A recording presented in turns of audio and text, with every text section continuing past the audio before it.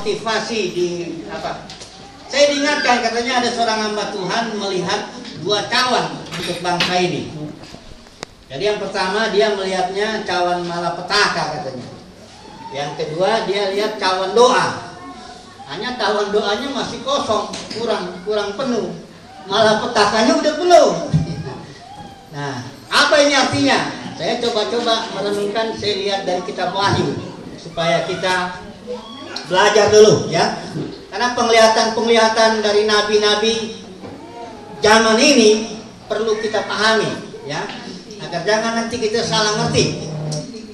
Nah, di kitab Wahyu ada istilah cawan juga. Ya, cawan itu tahu ya, cangkir gitu.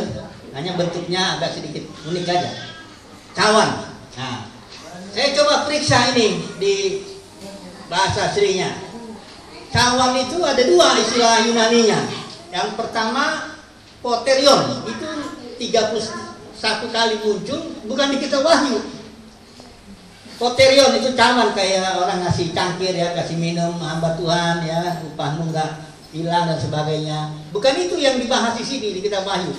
Di kitab Wahyu istilah Yunaninya piale, munculnya 12 kali hanya di kitab Wahyu. Nah, di kitab Wahyu itu memang ada dua cawan. Yang piale ini artinya, yang satu ada yang isinya kemenyan, itu doa orang kudus. Yang satu isinya memang murka Tuhan. Yang 10-nya, yang duanya itu doa. Nah, berarti karena istilah Yunaninya sama cawan ini berarti jelas ada kaitannya. Karena kalau belajar Alkitab sederhana aja, cari cek dulu studi katanya, ini apa nih? Ternyata cawan ini doa dengan murka dekat. Satu cawan sebenarnya namanya piale. Bukan piale orang Jakarta bilang piale, piala. Ini artinya ada hubungan antara doa dengan murka. Nah, mari kita lihat dulu sebentar ya. Di pasal 5 di kitab Wahyu ya. Kita akan pelajari. Jadi ada dua hal yang kita pelajari nih hari ini. Yang pertama tentang murka itu, cawan murka itu. Yang kedua kita akan pelajari cawan yang kemenyan ini doa. Nanti kita lihat kira-kira apa nih hubungannya ya. Ini penting sekali karena ini harus terjadi baik dalam kehidupan kita pribadi, keluarga maupun bangsa ini. Mari kita buka dulu Wahyu pasal ke-5 ya. Wahyu pasal ke-5 ayat yang ke-8. Kita baca sama-sama aja ya. Wahyu pasal 5 ayat ke-8. Ini satu piala yang isinya kemenyan yang artinya doa. Ayat 8, saya baca aja untuk kita ya. Ketika ia mengambil gulungan kitab itu, tersungkurlah keempat makhluk dan ke-24 tua-tua itu di hadapan anak domba itu, masing-masing memegang satu kecapi. Ini nggak kita bicarakan kecapinya ini simbol puji-pujian nih. Yang kita pelajari ini, dan satu cawan emas penuh dengan kemenyan, itulah doa orang-orang kudus ya. Ini satu bagian. Yang satu bagian lagi di pasal 8 ayat 3. Ini juga bicara soal cawan yang adalah doa ya, isinya kemenyan. Nanti ada cawan yang isinya murka, kita lihat dulu juga sebentar ya, walaupun agak cepat ya. Pasal 8 ayat 3 saya akan bacakan ini. Maka datanglah seorang malaikat lain dan ia pergi berdiri dekat mezbah dengan sebuah pedupan emas, dan kepadanya diberikan banyak kemenyan.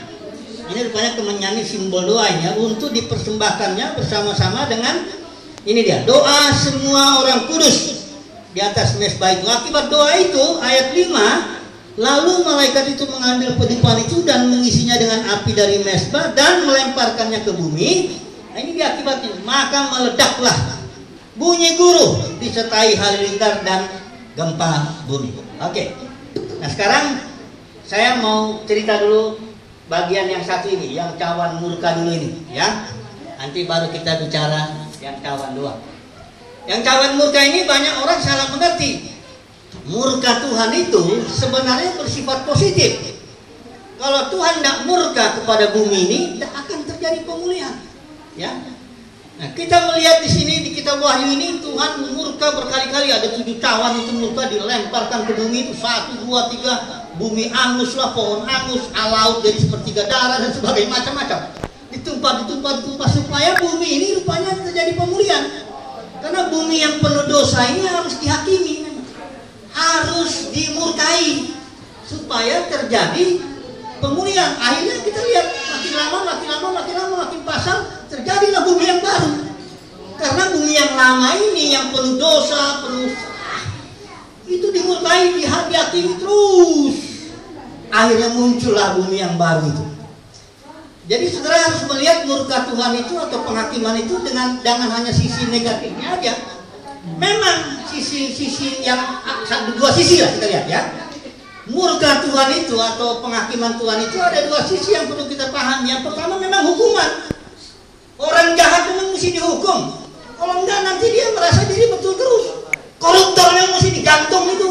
Kalau di Cina tuh digantungin, mati semuanya. Karena kalau enggak begitu dia merasa enak, dikerjainnya terus. Ya.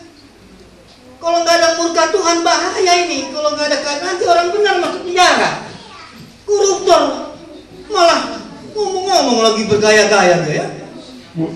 Jalan-jalan ke luar negeri lagi. Waduh, ini bahaya ini. Maka murka penghakiman itu harus kita lihat. Itu perlu sekali. Mari kita melihat dulu Yesaya 26 ayat 9. Ini yang menyatakan bahwa murka atau penghakiman itu sesuatu yang sangat perlu dan positif hasilnya. Coba dulu perhatikan Yesaya 26 ayat 9 ya, supaya kita nanti melihat. Jangan kita pikir murka itu hanya menghancurkan aja. Enggak, itu satu sisi menghancurkan, menghukum. Sisi lain dia memulihkan. Saya bacakan ya, Yesaya 26 ayat 9. Dengan segenap jiwa aku merindukan engkau pada waktu malam, juga dengan sepenuh hati aku mencari engkau pada waktu pagi. Ini perhatikan ini. Sebab apabila engkau datang menghakimi bumi, perhatikan ini. Apabila engkau datang menghakimi bumi, maka ini akibatnya penduduk dunia akan belajar apa yang benar. Jadi penghakiman Tuhan atas bumi ini perlu. Murka Tuhan itu perlu supaya penduduk dunia belajar apa yang benar. Nah, jadi coba kita lihat dulu salib ya. Salib itu sebenarnya apa? Banyak orang pikir salib itu hanya kasih Tuhan muncul di situ. Bukan. Salib itu murka Tuhan, penghakiman Tuhan. Yesus yang tanggung. Makanya dia mengapa engkau meninggalkan aku? Gelap. Itu murka itu. Di salib itu memang kita lihat kasih. Di salib kita lihat dosa yang mengerikan, upahnya maut. Di salib itu kita lihat murka juga. Salib itu pemulihan. Kalau nggak ada salib, dunia ini jadi apa? Gara-gara salib Kristus itu dunia kebalik.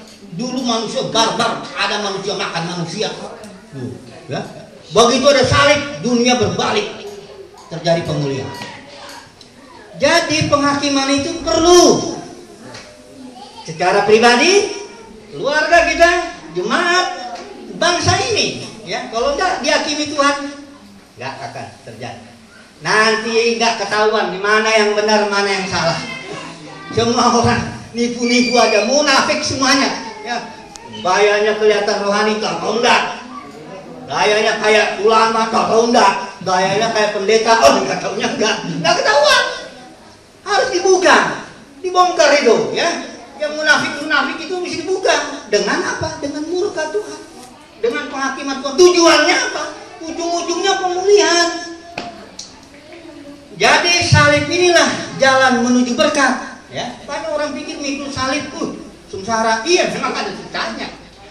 Tapi itulah dulu jalannya. Tidak ada berkat. Jangan saudara bicara berkat ya kalau nggak lewat salib. Ada dua berkat, saya mesti kasih tahu. Pertama berkat lewat salib, ini berkat yang kekal, panjang dia. Ada berkat yang memang karena Tuhan ini baik. Ismail diberkati, Ishak diberkati, orang yang tahu berterima kasih tahu. Tuhan kasih matahari sama orang jahat kan, betul nggak? Alkitab bilang begitu besar kasih Bapa kepada dunia ini. Emang di dunia ini banyak orang baik, banyak kan jahat. Tapi Bapa di surga mengasihi, betul nggak? Dikasih makannya. Bahkan kadang-kadang kalau kita lihat. Kadang-kadang orang Kristen lebih susah ya. Orang-orang di situ ya berjalan-jalan pakai mobil enak kita. Bapak itu baik. Semua orang dapat berkat. Udah dibilang Bapak begitu besar kasih Bapak ke dunia, mana mungkin dia kutuk ini dunia lagi. Siapa yang bilang-bilang kutuk itu hati-hati dosa. Karena Bapa begitu mengasihi dunia. Tidak dibilang orang Kristen, tidak mengasihi dunia. Siapa aja dikasih Bapa. Tapi itu berkat yang lain lah. Makanya kita lihat dunia ini, siapa sih paling banyak kaum murid? Bukan anak Tuhan loh. Di dunia ini, cobalah. Oh, nah. Tapi itu memang berkat Tuhan lah. Semuanya berkat Tuhan. Tidak ada yang bilang iblis tidak bisa ngasih apa-apa iblis itu. Itu makhluk jahat itu. Setan itu gimana ya? Dia tahu setan. Pernah saya lihat di Metro Mini si Bolis Naburju katanya gila. Itu orang Batak gila betul itu. Masa si Bolis Naburju katanya. Bayangkanlah itu. Itu karena dia nggak percaya bahwa begitu besar kasih Bapa akan dunia ini. Karena dipikir kalau saya ke gunung kami, ada teman saya juga marah-marah. Kalau Tuhan itu susah banget ya. Minta sama Tuhan tuh katanya. Kalau mau setan ke gunung kami gampang. Nah, siapa bilang nggak gratis? Lu boleh minta, nanti ada apanya? Tumbal. Itu. Pokoknya itu iblis jahat lah ya. Udah jelas lah iblis jahat dia. Nggak usah diomongin lagi. Enak lagi. Kita mau ngomongin kebaikan Tuhan, amin. Tapi salib itu berkat yang saya mau bilang. Ini banyak gereja kacau balau ini. Nggak dibedakan berkat itu. Harus dibedakan. Ini berkat untuk orang dunia. Ada memang. Banyak koruptor, badannya gemuk, anaknya gede-gede. Ya. Sampai tua mati, tenang banget ya kasihnya. Ya nggak ada sakitnya. 80 lebih umurnya, koruptor. Itu karena Bapak baik, tapi ntar loh ya, ada urusannya nanti. Jangan pikir ada. Ya, ini berkat yang begini kita nggak bicarakan berkat dunia ini. Berkat kita itu berkat melalui salib. Amin. Jangan takut salib ya.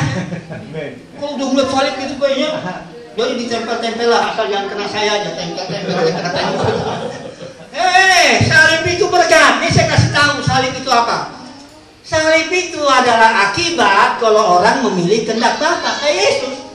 Kenapa itu disalib? Saya tanya dulu. Di zaman Getsemani kan dia milih kehendak Bapa. Dia bilang jangan kehendakku Bapa, tapi kehendakmu yang jadi. Kehendak Bapa itu ternyata Yesaya 53 ya Yesus harus pikul salib, harus dihakimi, ganti semua orang itu Yesus yang dihakimi. Jadi salib itu akibat kalau kita memilih kehendak Bapa. Kalau kita ikut Tuhan, pasti ada salibnya. Betul nggak? Ikut Tuhan ini, salibnya itu lihat, keadaan sekitar kita yang nyusahin lah. Paling enggak pasangan kita pastilah nyusahin. Ayolah, jangan bohong. Dan orang Kristen terlalu banyak munafik tuh. Nah, justru Tuhan pakai orang terdekat kita untuk menggosok itu. Paling ampuh. Nah, kalau pemulung nggak nyusahin saya, dia datang dan pergi. Saya nyusahin istri saya juga sih, ya. Maksudnya saling menyalibkan. Tapi perlu dia dewasa tuh gara-gara saya. Kami nanti mau puasa 3 hari karena ada pergumulannya. 3 hari kami nanti mau puasa, dapat apa? Karena nanti aja ya, kita bicara doa ya. Ini dulu ya, salib dulu ya. Ya, betul nggak Bu Barus? Enak kan salib itu loh? Wah, salib itu membuat kita semakin kenal Tuhan. Kalau nggak ada salib, nggak ada orang yang di sekitar. Makanya jangan suka nengking loh. Kebanyakan orang Kristen salah loh.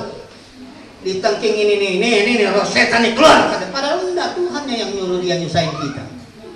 Kita tengking aja, hati-hati. Yesus itu tahu dia kapan serangan iblis, kapan memang Tuhan. Waktu dia di perahu emang serangan iblis. Diam, setan. Diam. Tapi waktu Yesus kembali dia diam. Tahu nggak itu Tuhan? Waktu dipukul itu Tuhan. Sampai dia mati dia tahu. Nggak dilawan. Jadi jangan lawan lingkungan kita lah. Kalau ada anak kita nyusahin kita, puji Tuhan. Jangan berdoa, kau pergi kau ya, nyusahin aku ya. Setan keluar. Setan di sini kau itu yang mesti keluar, bukan di dia itu dari Tuhannya itu. Memang anak-anak itu membentuk saya. Bagus sekali saya punya anak 3 ini. Kalian terima kasih ya, kakak ya, abang ya, Maria ya. Saya nyanyi sama dia dari kecil, dari umur kecil itu 3 tahun. Dari bayi marahnya kita sudah doain itu. Istri saya sudah dapat urapan dari bayi. Begitu kecil lucu keluar 3 ini. Ketawa-ketawa makin besar. Sengsara juga. Makin remaja dia, makin pintar dia ngelawan. Kami puji Tuhan, terima kasih Kak, terima kasih Bang, terima kasih. Ya, Papa tidak akan keras-keras itu karena bersyukur. Itulah dia salib. Ibu, salib itu enak, biarkan aja. Kalau kita disusahin, memang itulah dia. Ya, banyak orang nggak berani ngomong gini karena dibikin nanti nggak diberkati. Salah. Kalau kita tahan melewati, jangan sungut-sungut ya. Jangan kita tengkingin itu lingkungan kita, orang-orang dekat kita. Jangan semuanya masalah itu biarkan aja. Disitulah berkat Tuhan setelah kita lewati. Mantap. Ya. Kenal Tuhan kita. Saya yakin Tuhan berkati kita dalam 3 sisi. Tapi lewat salib ini ya. Yang pertama berkat rohani. Pasti Tuhan akan bikin kita kenal Dia. Kita senang berdoa, senang baca kitab, senang memuji Tuhan, dekat Dia enak. Itu satu. Kedua, saya percaya berkat yang bersifat jiwani, bahwa kita nggak dipermalukan orang. Kalau sekarang masih dipermalukan, sabar aja. Ya. Yang ketiga, saya percaya berkat jasmani, kita nggak perlu sakit. Kalau sakit, pasti ada, harus dicari tahu apa sebabnya.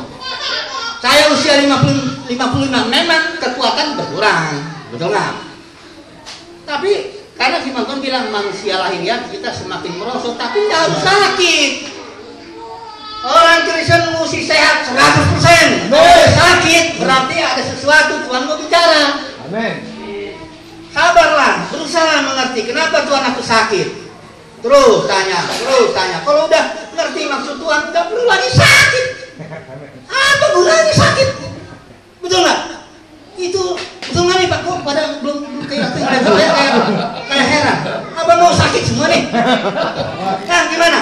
Sakit perlu nggak orang Kristen? Perlu. Kalau anak Tuhan mau bicara dengan cara lain nggak bisa. Akhirnya ya harus dengan penyakit. Amin. Karena kan kita tahu lah diri kita ini kan. Kalau nggak karena susah mana mau kita berdoa.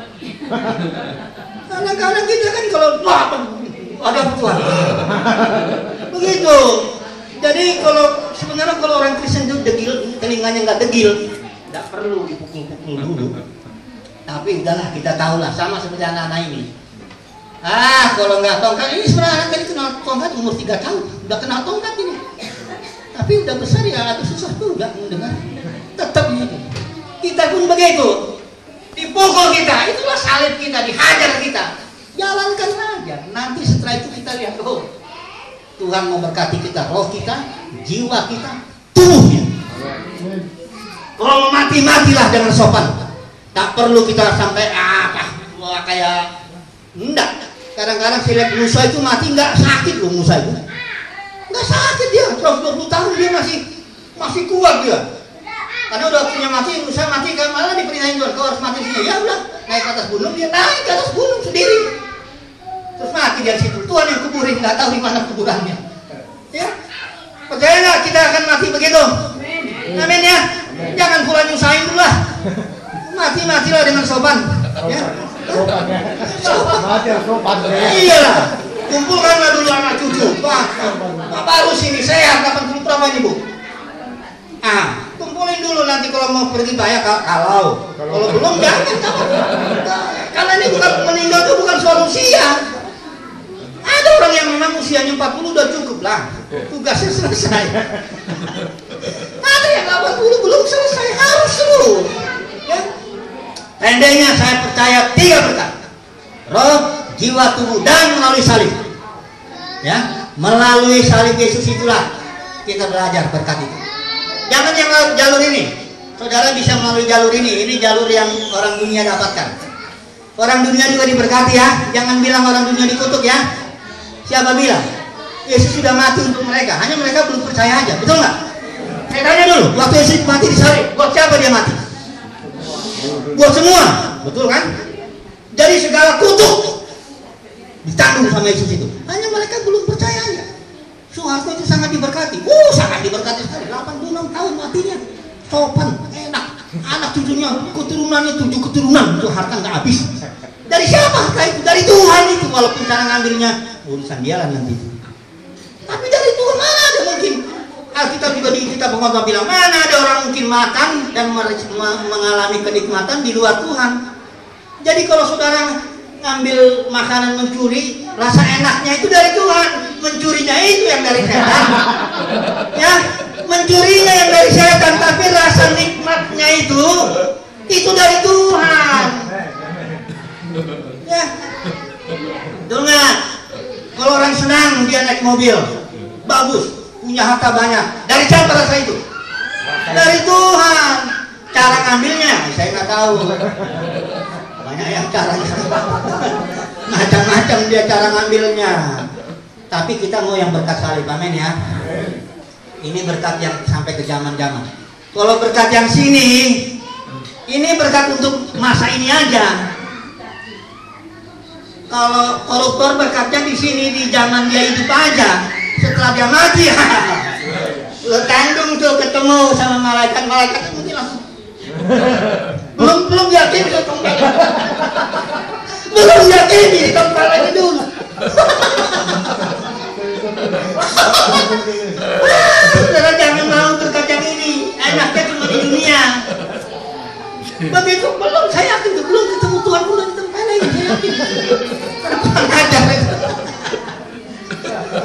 Tapi kalau berkat dari sini, oh ini berkat hamba Tuhan, anak Tuhan ini.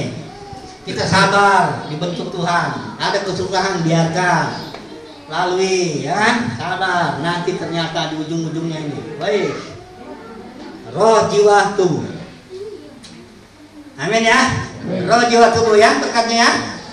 Itulah yang akan kita dapatkan melalui salib. Itu karena kita dihakimi. Salib itu penghakiman ya. Salib itu murka Tuhan.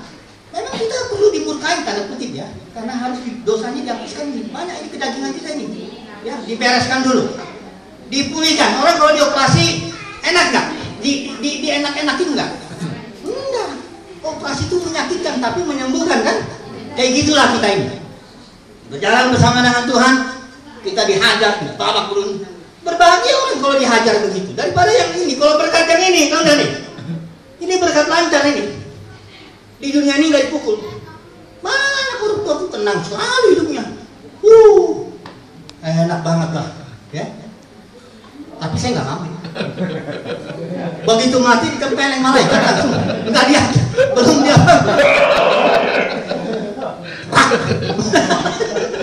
Nggak mau saya yang ini. Siapa yang mau yang ini? Hah? Anak, doa ke tangan. Nggak mau ya? Makanya kadang-kadang kita melihat orang ini iri toh. Enak ya dia ya. Betul nggak? Awas loh, kalau iri hati itu tanda lu mau sebenarnya di sini. Lu cuma nggak bisa aja. Siapa yang iri? Hah? Ada orang di sini kadang-kadang saya lihat sini pakai apa lah ya, jelas udah tahu lah dari mana kita berasal, dari mana dia berasal gitu kan. Kadang-kadang kita yang di sini enak banget ya. Kita mau ke gereja kok susah banget mati. Ah, kalau udah ada rasa iri gitu, sebenarnya hati kita perlu dibentuk lagi. Saya nggak mau lagi seperti itu. Saya tahu kok mati langsung tempelan malaikat. Nggak mau saya. Saya ingin yang kalau sini begitu mati Tuhan bilang, hai hambaku yang baik dan setia. Wah, mau nggak begitu? Amin ya. Jangan iri lagi ya. Tuhan kalau memberkati orang-orang koruptor itu jangan iri ya. Jangan iri. Tapi ini mau saya bicara doa. Doa itu mendatangkan penghakiman Tuhan. Baik untuk pribadi kita, keluarga kita, gereja maupun bangsa kita. Karena doa dengan penghakiman satu cawan, sama dia. Nah ini sekarang saya mau bicara tentang doa. Jadi khususnya doa puasa, itu doa puasa lebih ampuh lagi. Nggak tahu kenapa kami sudah bulan depan kami atur 3 hari dulu puasa. Saya itu udah lama nggak puasa sebenarnya, agak ngeri-ngeri juga tadinya. Tapi setelah saya diingatkan, dulu saya puasa waktu penatua tuh, ya per minggu, ada yang per bulan 2 hari, ada yang per 6 bulan 5 hari total. Begitu nggak penatua, sekarang saya sudah bebas, perut aku besar. Tapi saya mau mulai lagi puasa 3 hari dulu.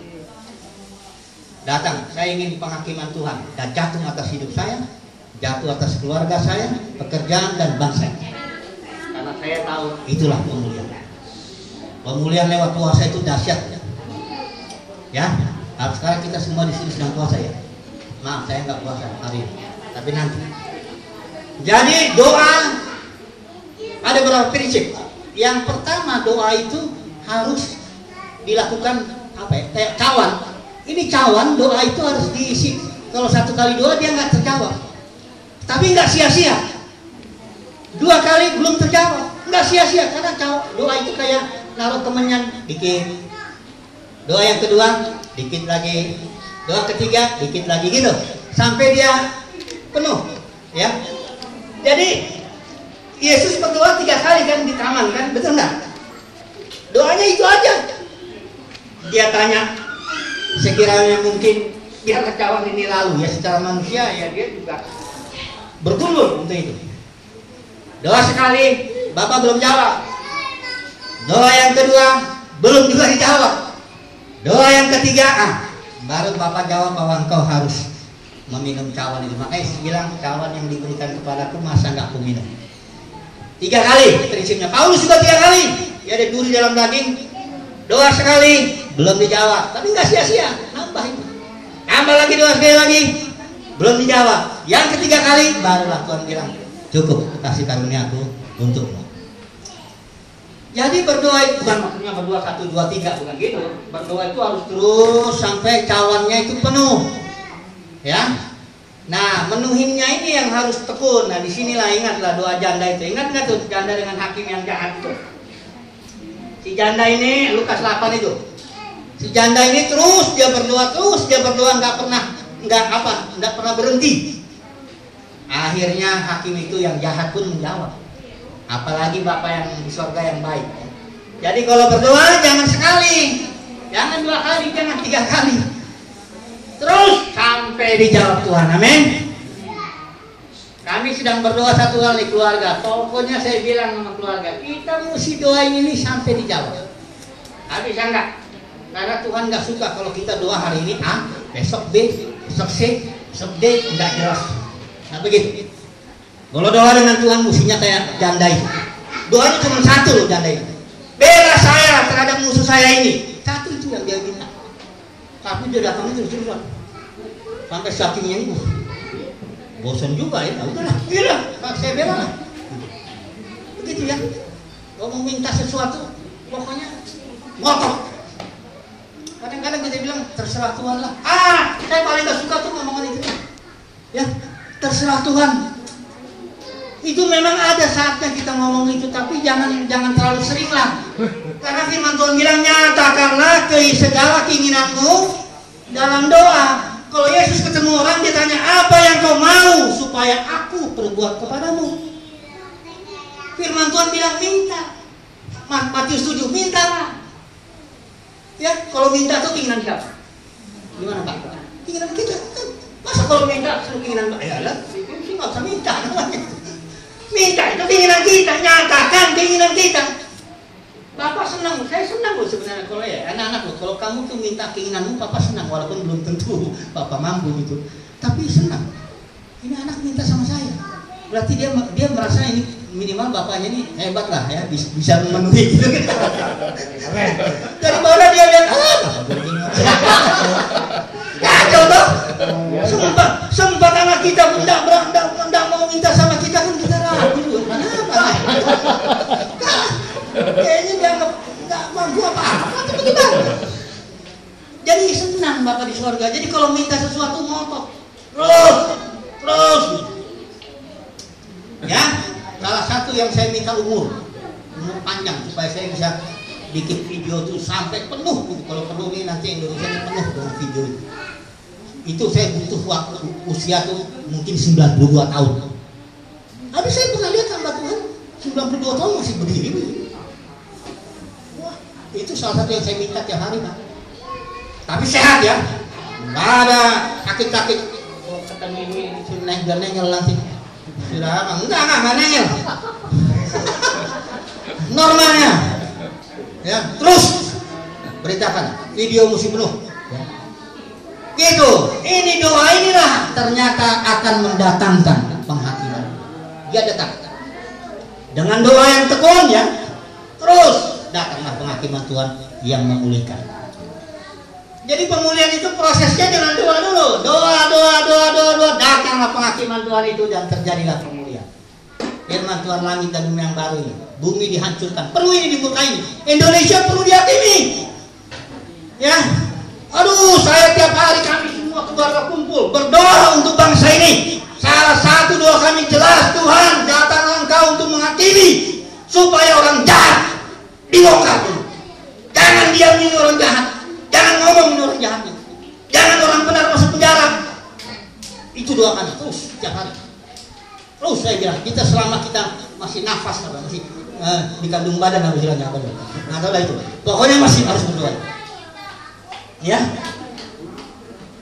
Jangan takut ya kita dihakimi Tuhan juga ya. Saya rindu sekali dihakimi Tuhan. Biarinlah Tuhan. Kalau aku munafik ini, tolong Tuhan, hajar aku Tuhan. Ya enggak, betul enggak? Daud bilangnya, selidikilah aku. Banyak orang takut, jangan selidiki aku.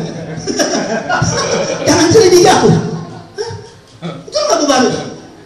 Jangan takut datang Tuhan itu, karena Tuhan itu baik. Kalau dia datang, tak bisa ditempelin pun baik. Kadang-kadang kita perlu juga kok disedikit. Begitu, no? Nggak apa-apa. Saya rindu sekali hakimi aku Tuhan, hajar aku Tuhan, karena aku ingin kenal Engkau. Apa tujuan hidupku ini? Emangnya tujuan hidupku kesenangan? Bukan. Tujuan hidupku aku ingin kenal Engkau Tuhan. Kalau memang aku ada sesuatu kemunafikan, pukul aku Tuhan. Ayo, berani? Ini. Saya tantang kok. Benar dalam doa pribadi saya, ini aku Tuhan. Enggak, aku pun benci sama orang munafik. Aku pun benci kalau aku munafik. Bayangkan itu. Jadi jangan takut sama penghakiman Tuhan itu. Baik kok Tuhan itu, nggak apa-apa. Ya. Jadi intinya, mari kita berdoa jemaat dengan sungguh-sungguh. Ketika datang penghakiman Tuhan, haleluya, itulah kemuliaan. Ya. Berdoa terus juga untuk bangsa ini ya, supaya terjadi penghakiman Tuhan, murka Tuhan turun atas bangsa ini, supaya bangsa ini mengenal yang benar. Nah, kita bilang begitu, ya, supaya jangan nanti yang ini dianggap benar, padahal munafik, ini dianggap salah, padahal betul. Jangan. Datanglah Engkau Tuhan, hakimilah bangsa ini, hakimilah dulu diriku, keluargaku, jemaat ini, biar kami semua mengenal kebenaran. Amin ya. Siapa lagi yang takut sama murka Tuhan? Gak ada lagi ya, karena semuanya itu jalan untuk pemulihan. Ya, itulah kasih Tuhan. Kasih sama murka itu tidak bisa karena beda. Kalau murka penjahat itu beda. Murka penjahat itu nggak ada kasih. Tapi kalau murka Tuhan, karena dia adalah kasih, betul nggak? Elohim adalah kasih. Apapun yang dia perbuat itulah ekspresi kasihnya. Jadi nggak usah takut. Amin. Siap ini ya. Dibukakan Tuhan. Puasa yang semakin dibukakan terus puji Tuhan, semakin kenal Tuhan, dan ujung-ujungnya berkat 3 ganda, roh, jiwa, tubuh. Haleluya. Mari kita bangkit berdiri.